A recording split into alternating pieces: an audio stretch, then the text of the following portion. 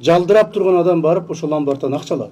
УКМКнын төрагасы Камчыбек Ташиев атайын кызматтын бардык аймактагы кызматкерлерине өлкөдөгү күрөөканаларды иликтөө тапшырмасын берди. Анын айтымында карапайым адамдар күрөөканалардын жогорку үстөк пайызын төлөй албай, үй-жайынан, мал-мүлкүнөн ажыраган учурлар бар. Мындан улам тиешелүү тараптар менен биргеликте иш жүргүзүп, пайыздарын азайтуу боюнча тапшырмаларды берди.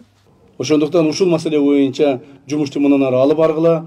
Бул бир эле Чүй облусуна эмес, бул бүткүл республикадагы бардык улуттук коопсуздук органдарынын кызматкерлерине арналат. Жергиликтүү бийлик органдарына, укук коргоо органдарына жана банковский системада иштеген ушу улуттук банктын лицензия берген бөлүмдөрүнүн кызматкерлерине арналат. Бардык областтарда, бардык жерлерде айрыкча карапайым дыйкандар, иш жоктор, жанагындай ал-саты менен тирлик кылгандар ошол ломбардтан алып, кайра төлөй албастан процентине процент кошулуп, жашаган үйүн алдырып коюп атат. Мунушу абдан көзөмөлдүк менен маани берип, ушу тапшырманы туура берди деп ойлойм да мен.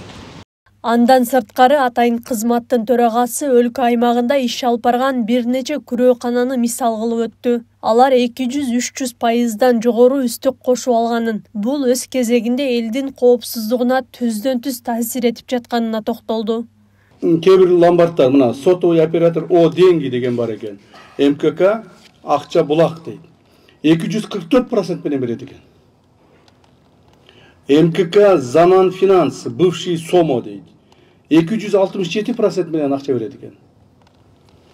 Ломбард элдик капитал, бывший Сомо дейт. 267% менен берет экен.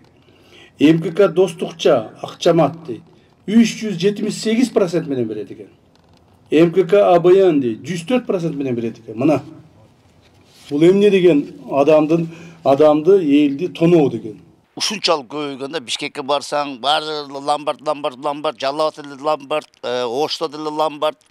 Демек бул өтө элдин канун соргучу бир кенедей бир уюм деп эсептейм да.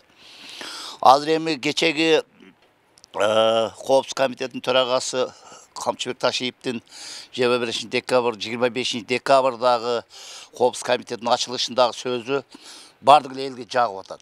Мындан ары күрөөканалардагы үстөк пайызды 30%га чейин түшүрүү боюнча иштер жүргүзүлөрүн белгиледи.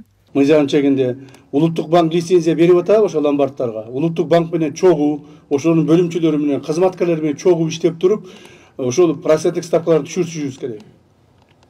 Биз ойлоп атабыз, мына эксперттер эсептеп чыгышты, 30%тен бийик ломбардтар процент койбош керек. 30%тен бийик кое турган ломбардтардын бардыгын мыйзам чегинде жоопко тартышыбыз керек.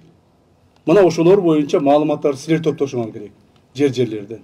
Жумуш башталса, ломбардтар боюнча жүздөгөн автоунаалар, кымбат баалуу автоунаалар чыгат ломбардтарданчы. Бул алтындарды айтпай эле коеюн. Кээ бирөөлөр ушу мойнунда тагып жүргөн, колунда тагып жүргөн алтындарын алып барып, тапшырып, акча алып кетишет, кайра кайтпайт. Кайтарып алышка мүмкүнчүлүк жок. Мындай чечим карапайым элдин алданып же мүлкүнөн ажырап калуусунун алдын аларын серепчилер айтышат. Эл арасында күрөөканаларга жеке документтерин коюп, белгилүү бир өлчөмдө каражаттарды алгандар бар экени дагы айтылып келет. Залог калып алган нерселер, бул жакшы нерсе эмес да, Кудайга жакпаган. Бирөөнүн арзан нерсесин, кымбат нерсесин арзан калып алып, анан ошо менен кайра дегени күйдүрүп, убакыт алдап мындай бир Кудайга жакпаган иш да болчу.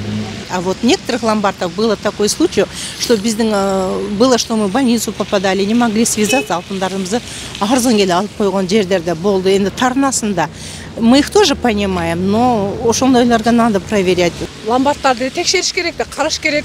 Элдерге канча процент менен акча берип атат, кээ бириники көп, кээ бириники аз. Көңүл буруш керек аны деле. Акылай Карабаева, Аскар Маматисаков, Регион.